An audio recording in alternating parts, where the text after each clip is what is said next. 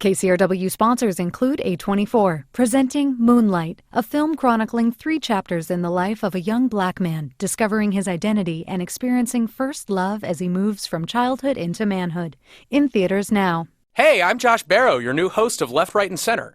Every week, join Rich Lowry, Bob Scheer, and me for a contentious yet civilized debate of the week's big political stories, from ISIS to the U.S. economy to this 47-candidate presidential election we're having. You can find Left, Right, and Center on KCRW's iTunes page. From KCRW Santa Monica and KCRW.com, it's The Treatment.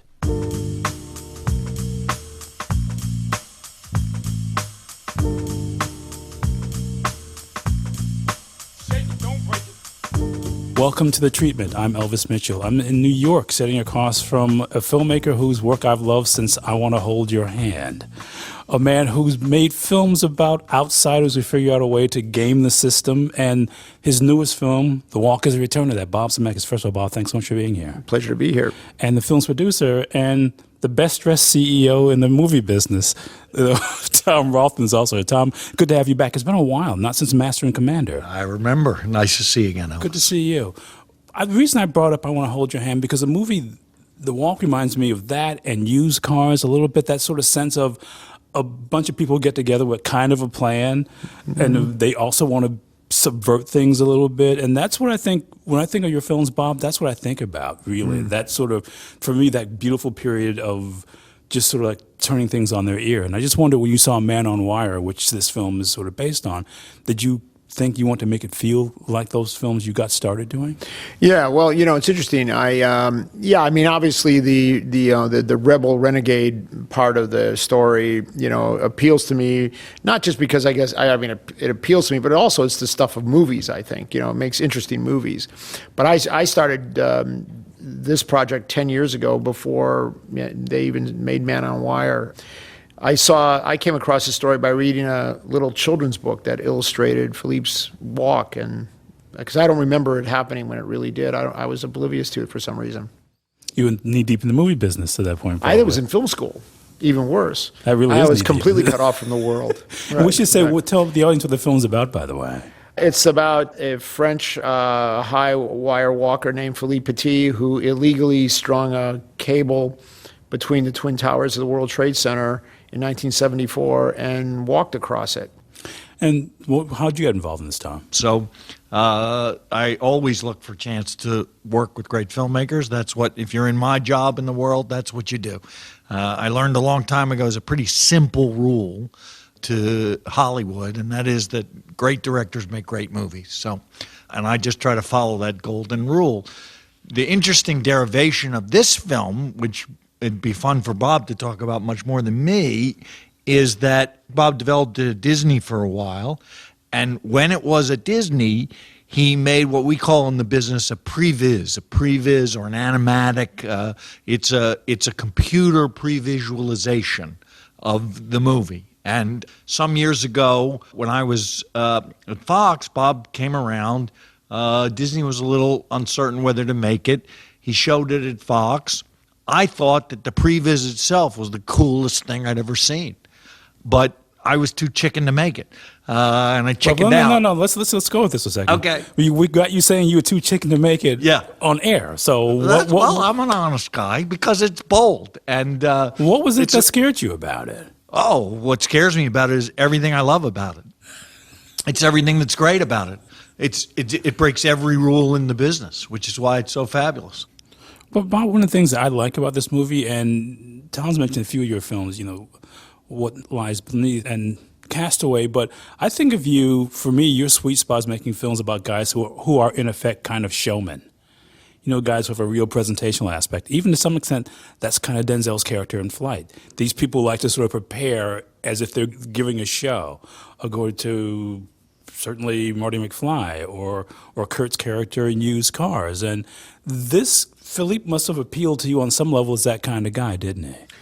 Yeah, he's an incredible showman and a fantastic storyteller. That's the thing that was great about Philippe, is that he's able to really evoke, the feeling of what he felt like when he was doing this. And yeah, so I guess I was I had a great affinity for his ability to be a showman and a storyteller. I mean, you kind of have to be if you're going to be, a wire walker. But that idea of a showman's vanity, I mean, these guys who present themselves in a way, I think about that being something that you have kind of an affinity for. Yeah. I don't know. Maybe I do. I don't know. But they're outsiders, though. They're not guys who are like in show business. They're not like guys who are hosting the Academy Awards and stuff like that, right? They're not those guys. No, but they're aspirational. They're very ambitious guys, Right. Even though they're Right. on the outside of the mainstream. They're guys who want to make an impact Yeah. in some way or another, aren't they? Yeah, they have a dream. They want to accomplish, this thing that's inside them. They have to get this creative dream out. I like to use the word passion. That's what I identified with Philippe. Maybe what you see in all these characters is whatever they're doing, they're passionate about it. Because that's the way I saw Philippe. I completely identified with his passion that he was going to do this thing at all costs. He was, he risked his own life. He had to do this no matter what. Did you see that though in this too? Yeah, the phrase I would use is anti-authoritarian. Bob says outsiders, passionate, driven. These are anti-authoritarian characters. And believe me, to have been a director like Mr. Zemeckis for all these years with this kind of success, you have to be comfortable with anti-authoritarianism. We're getting philosophical talking about The Walk on the treatment with the film's director, Bob Zemeckis, and Tom Rothman, who got the film made. I guess, though, when I think about this, there's something, and the reason I brought up I Want to Hold Your Hand is something these guys to the best is kind of like they never quite grow up. Mm-hmm. They're like, in some way, almost always 15 years old. Right. Right. Yeah, they're the kids who are always being sent to the principal's office. What do you like about that guy, though? That guy who can't... Well, I think that combination of ambition and troublemaker. I think it's rooted in being an American, isn't it? That's really what I mean. If we're going to go all the way, we're going to go all the way with this conversation. But that's really what those are. I mean, look at the classic westerns. I mean, it's like that. It's that American spirit thing. It was that's the birth of this nation was a bunch of rebels who were bucking authority. And that's sort of the way it is. I think that you'll find that in the American cinema. That's that character. But I almost feel like part of that comes out of when you were that group of film school graduates who were coming up doing revisionist turns on American movies. I mean, you saw something with these guys who were just professionals, be it John Ford or Howard Hawks. I'm just making these movies, buddy. Get out of the way. But the kind of thing that you tend to do is these people get an enormous amount of pleasure out of whatever they do. For me, it's not just passion. It's just the sheer immersion of doing something that you really love to do. That's true. Yeah. I mean, I love making movies. It's great. It's great. I'm very, very, fortunate to be able to have done this. It's fantastic. I can testify that I went to the set to visit Bob, which when the guy from the studio shows up, that's always swell. It's like, hi, I'm from the IRS. You're the guy in the suit. Right. I always tell you. Hi, I'm from the IRS. I'm here to help, But they graciously let me show up for a few hours. And when you see Bob there, you are watching someone completely in their element. Complete control of what's going on, complete calmness, vision, and a contentment. And I think that the rare thing about Bob is he combines that ability with a determination to push into new areas. So this is a filmmaker who does not repeat himself. There may be themes that repeat, but as I said before, I mean, everything you'll see in the movie The Walk is brand new. No, I guess interesting too is that this is you're using a real life story, and that must have set up some interesting sorts of, let's say, rules for you to deal with or not deal with. Oh, yeah, the first time I did a biography. Yeah. Yeah, no, it was I was fortunate to do one finally. I did one, and a biography about someone who's still alive. Exactly. Yeah, well, that made me nervous. I'll be honest about that. I mean, I didn't want to, do anything that would be, so outrageous that it would, insult Philippe. But at the same time, I knew that I couldn't present every single detail of his life exactly the way it was. So it was a real compromise back and forth. But I was very fortunate because at the end of the day, I believe that the artistry in Philippe, I mean, the fact that he is an artist, he understood what I had to do. I mean, so he never really was, he never really made my life completely, difficult by insisting on things. He understood that it was going to be an impression of him. It was going to be a painting of his life rather than a photograph of his life. It's funny because you said that thing before about an American story, and even though this starts off with a Frenchman, it becomes his falling in love with America just because this is something that's bigger than you'd see anyplace else in the world. We literally get to see that visual, that graphic of the size of the World Trade Towers. Exactly. And I think he also appreciated the fact that Americans, New Yorkers specifically, loved the audaciousness of what he did. I mean, he was talking right to that part of the American spirit. It's interesting because as you talked about this being so original, I mean, it's still an old-fashioned movie entertainment in this way, isn't it?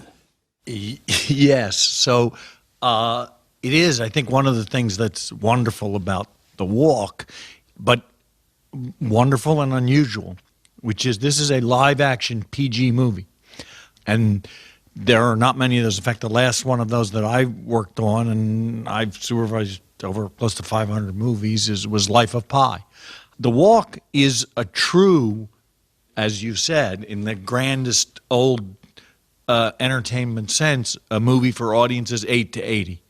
And Bob and I talked a lot when we first started that the great challenge of the film is that it's for everybody. In today's movie business, actually, that's not how movies are made. That's not how we do it. Movies are made now for very specific so-called target audiences. This is a live-action PG film that isn't for kids, that isn't animated, is very rare. Although it certainly harkens back to the true tradition of the movie business and cinema, to me anyway, as a unifier. And one of the things, many things that I love about The Walk is that it is a unifying movie. You can take the reactions of your kids, your Uncle George, your sister, your mother, your friend, your girlfriend. It crosses all ages and all genders. And in honesty, if you look around, you'll see there are not many movies like that out there now. We have to take a break. I've got to go call my Uncle George. It's a treatment, I guess, of Bob Zemeckis, the director of the new film, The Walk, and Tom Rothman, who brought it to us. There's more to come. Stay with us.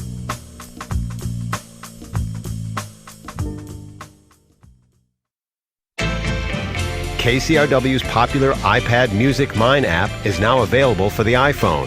From quick discovery to deep exploration, take KCRW Music with you wherever you go. Download at kcrw.com/musicmine. Welcome back. It's The Treatment. I'm sitting across from the director of the new PG live-action, fairy tale, old-fashioned movie entertainment, The Walk, which, by the way, stars Joseph Gordon-Levitt, the Academy Award-winning filmmaker Robert Zemeckis. I'm sorry, let me get your entire title right. And we're out of time now. And the studio who brought us the film, Tom Rothman. As you were talking before the break, Tom, all these things you were talking about was were the most subversive aspects of Back to the Future. You crammed all the stuff that you did 30 years ago this year, which if you told me you could get a Bob Zemeckis movie into that kind of framework, I'd still be laughing at you 30 years later. You can't just play straight down the middle of the fairway, can you? Me as a filmmaker? Yeah. No, I can't. Making movies is so hard. It's so hard to do this that it would be a bigger payoff creatively for me than to just do a straight down the fairway movie. I have to find some spin. I have to do something that makes it interesting, makes it a stretch for me. But it seems like an obvious choice now, Back to the Future 30 years later, but it wasn't 30 years ago. And the idea of doing this kind of what you're talking about, if I can get technical here, it's kind of all quadrant movie. Yes. There's got to be something about it that's really, in its way, anti-authoritarian, isn't it? I mean, it's got to be subversive. It is subversive. What it is it's really, really hard to do that. It's really hard to combine the personal distinctive vision of this movie with a relatability and accessibility. No, that's interesting because Bob, is he saying these things? Things I guess I think about your films are so often, especially in these last 30 years, you've used film as a way to sort of test the boundaries of what you can do in terms of special effects. I mean, that's been something that I wonder if that's an idea you like. Well, how can I make this film and find a way to do this so that it feels like we're watching something for the first time instead of watching special effects? I mean, it goes back to the Future, to Forrest Gump. I mean, this is something that, has it always been a part of the way you've thought? Yeah, but it never came from serving a special effect. It always came from a core belief that I've always had, and I guess it comes from what I've enjoyed, is, you know, how can we present this in a way that no one's ever seen it before? Because I believe that's what movies are supposed to do, but secondarily to serving the story and the character. You know, the way my thought process works is, okay, I love this character, I love this story. Now he's got to do this wild stuff. How can I be an illusionist? How can I, without losing sight of what's important here, give the audience a reason why this is a movie? You do this in a way that's spectacle. I mean, I don't seem to, you know, I was thinking as I was just answering this question, your earlier question about the type of characters in the movies that I would gravitate to. It's like I don't seem to have any interest in you know, dropping a camera down and in recording absolute reality. You know, I don't know if it doesn't seem like there's much of a job there for me as a director. Interestingly, The Walk, it is that thing when you talk about it in that way, the combination of a deeply personal story with true big screen entertainment. And you do see, it's hard to find. And guys like me spend all day looking for it. Something you have never seen before. And there is stuff in this film that you have never seen before. And I think now we have to give that to the audience. We have to, for modern movies to compete. How many movies do you guys, I'll start with you, Bob, how many movies do you see in theaters? Do you do that very often still? I have to be honest, I don't, but it's not because I don't enjoy seeing movies in the theaters. I just get so frustrated with the poor presentation. I can't. You know, I mean, that's my problem. I mean, you know, Bob, you're killing us here. I'm sorry. Elvis, is there some part of this you edit? Don't you edit some part of this? But not this part. But not this part. Okay. This is what we call the meat. This is the steak. I'm trying. Well, you know he's honest. Well, I'm honest, and maybe something's got to be done about this. We're trying. I know. It's the truth. My guest who's ending film business as we know it, thank God, is Bob Zemeckis, whose new film is Director is The Walk. The guy who's cringing next to him is Tom Rothman, who runs Sony Pictures right now. But I ask you about that because there is something so presentational that you have to almost, I can't think of a movie of yours that you don't want to see on the big screen. Mm-hmm. And I wonder, as you're doing these things, as you're working on it, you think, I want to make a movie that's got to be compelling enough that people want to see it. And that's all these things you're talking about, Tom, these diversions that exist now, these things that, in fact, diminish the experience. Everything you've pretty much done has been a pretty sizable film as a filmmaker.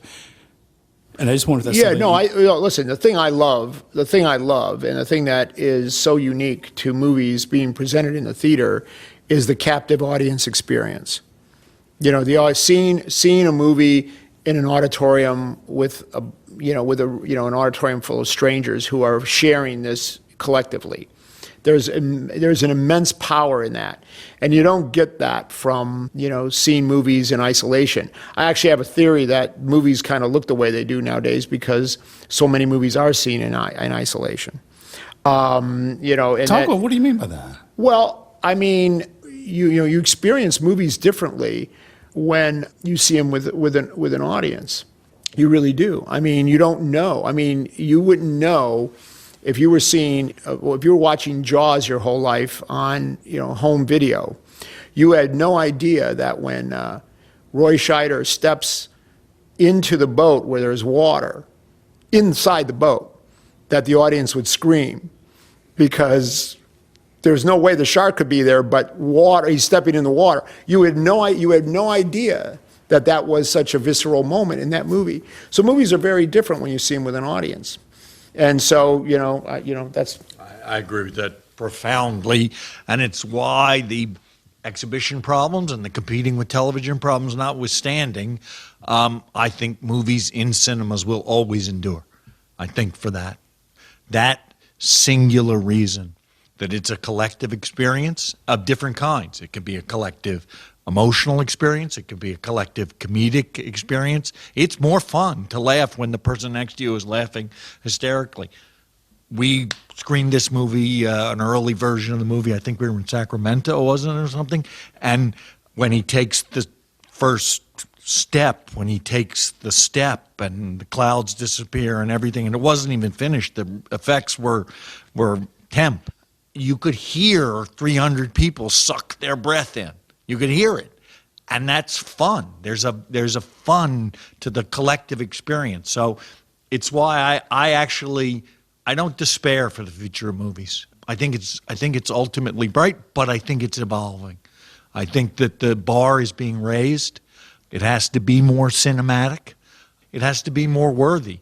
We have a saying now at work that, good isn't good enough. I think the competitive bar has been raised, but I think the collective experience, and interestingly, the thing that Bob is able to do, you referred to it, is, yes, he's a master of technology, but it is, as he said, in the service of story. And what I would say about this movie is emotion. And the thing that's remarkable is how strongly and deeply the movie makes you feel. And you do feel more deeply collectively than you do alone. It's interesting because these things you're talking about, Tom, this idea of taking a chance on a great film, or betting, I shouldn't say, on a great filmmaker, and betting that he can bring this thing that people haven't really seen before. But on the other hand, you also talked about the boxes that the movie business are, these boundaries that exist now. It's original, so it's not based on a graphic novel or a remake of pre-existing material or another movie or something else. It's not found material. In fact, you're at best, it's a documentary that people may or may not know. In fact, it's a documentary, so we guarantee people don't know it. Well, nobody saw it, unfortunately, because it's wonderful. But talk about what made you do this, because you said in the early iteration of it, you were afraid of it. Yeah, well, it's really three things, I would say. One, I share Bob's belief that we cannot abandon originality. He's interested in it as an artist, and I'm actually a believer in it as a businessman. I think if we do not underestimate the audience, they will not disappoint us. It's harder. It's harder to market it. It's harder. This movie's doing something unusual. It's platforming on IMAX screens for 10 days before it goes wide in theaters everywhere, so that the word of mouth, so that people can talk about it. It takes original strategies to put out original stuff, but I think the rewards of it are outsized. I think that when audiences see the kinds of films that it reminds me of, whether it's a Gravity or a Life of Pi or Forrest Gump, right? There was nothing conventional about Forrest Gump. I don't even know how you describe Forrest Gump, right? Gump happens. What the heck does that mean? I don't know, but it was transcendent. So the business is much harder now than it was then. But so number one, I believe that we have to keep trying for original. Number two, though, there's a cost to everything. And one of the things that's remarkable and unique to Bob's gifts is he was willing and able to work to make the movie for a price that allowed us to dare, right? So he was fiscally responsible so that he could be creatively reckless. Well, I just think it's funny, though. Don't you think a little bit with these movies we talk about, viewers, that every single one was an enormous fight? I mean, on some level, each of these movies of yours that have now people talk about all the time, they must come up to you and say, thank you for making these movies. But I've gone to a complete philosophical place about this after all these years of going through this, and that is that it has to be that way, because that's the magic of the movies. See, I chafe under the idea that so many movies today are designed by spreadsheets, but that really never works. And then, so it's this thing that he calls alchemy that's always been part of this business. When I go back and I read biographies of the directors that were making movies before I was born, or if you read biographies of the directors that were making movies like when I was a kid in the 60s, they all tell the exact same story. It's always been this way. Always. It always has been this way. And it's unique to this art form because it's a personal, artistic form that costs a ton of money. And it's in the collision of those two things, it's amazing that it's existed for over 100 years. Those two things are what make it so nerve-wracking and exhilarating at the same time. Absolutely true. That is so totally true. So I have the privilege and the daunting task. I've had two offices that I've sat in most of my career. One was Daryl Zanuck's office, and the office I have the privilege to sit in now is Louis B. Mayer's office. And let me tell you, no matter how long I might sit in those offices, they'll always be Zanuck's and Mayer's and not mine. And the particulars of their dilemma, they existed in the studio system and everybody worked for them. The particulars of it were different, but the center, the conflict between art and commerce, between what it costs and the risk, between the fact that ours is the only business like it in the world, that you have to spend a fortune to make it, and it's untest marketable. You can't send the packaged goods out to some supermarkets and see if people want to buy it before you do it. It has always been that way. It has been that way from the first movies to these. And Bob said it beautifully, which is, those of us in my end, you try to figure out, you try to calculate, you try to be responsible, but ultimately it's alchemy. You have to back stories that you believe are going to move people, and artists who you believe can bring those to life. See, I'm glad you brought that up, because finally, Bob, that's why I asked you that question. Because all these guys that are basically the center of these movies, I wonder if you see some part of yourself in them, because half of them you've written, and I'm sure in some extent you don't work anyway. Yeah, you know? So many film scholars say this, so I assume it's true. I'm not gonna argue.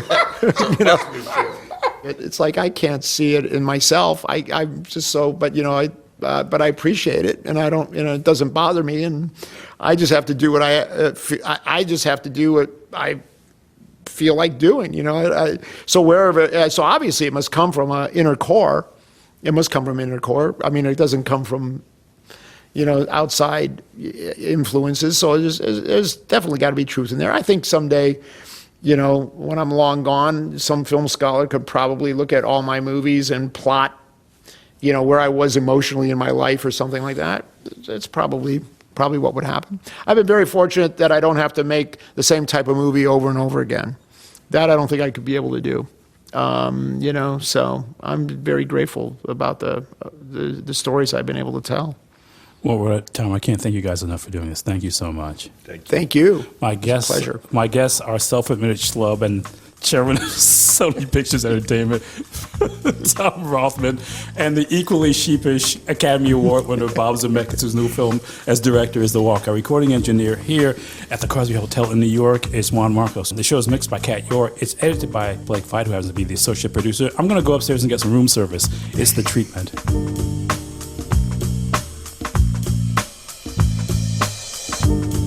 To catch up on past episodes of The Treatment, go to KCRW.com or listen on your smartphone with KCRW's mobile apps, or subscribe to the podcast on iTunes, Stitcher, wherever you listen to podcasts. The Treatment is produced and distributed by KCRW Santa Monica.